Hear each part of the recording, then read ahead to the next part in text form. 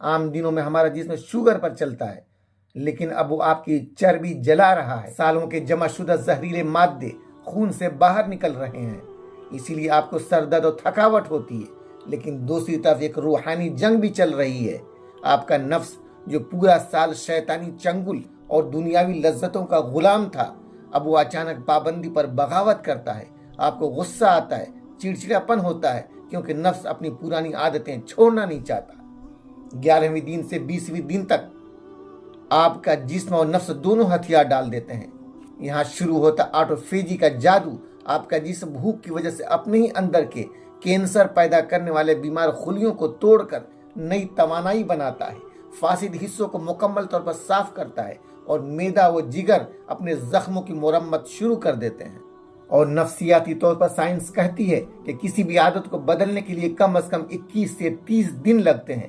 اس دوسرے عشرے میں آپ کا دماغ نئی عادتوں کا عادی ہو رہا ہوتا ہے، اور آپ کا سرکش نفس اب آہستہ آہستہ آپ کے کنٹرول میں آ رہا ہوتا ہے۔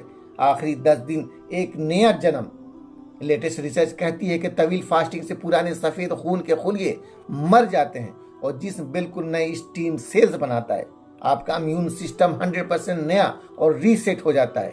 ڈاکٹر مارک میڈسن کے مطابق دماغ میں ایک خاص پروٹین بنتا ہے جو ڈپریشن ختم کر کے فوکس کو عروج پر لے جاتا ہے، اور 21 دن گزرنے کے بعد آپ کی بری عادتیں ٹوٹ چکی ہوتی ہیں، اور 30 دن میں نفس مکمل طور پر آپ کے قابو میں آ چکا ہوتا ہے، اور اسی سیلف کنٹرول کا نام اسلام میں تقویٰ ہے۔ 30 دن کے روزے آپ کے جسم، دماغ اور روح کا مکمل تربیتی کیمپ ہیں۔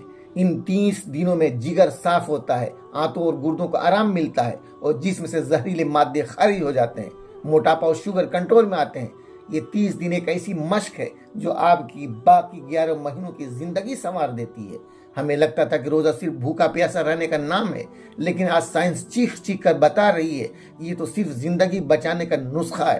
ذرا سوچے، جس رب نے ہمیں پیدا کیا ہے وہ ہماری رگ رگ سے واقف ہے۔ وہ جانتا تھا کہ ہمارے جسم اور روح کو کب اور کتنی صفائی کی ضرورت ہے، اس لیے اس نے یہ 30 دن ہمارے لیے فرض کر دیے تاکہ ہم دنیا اور آخرت دونوں میں کامیاب ہو سکیں۔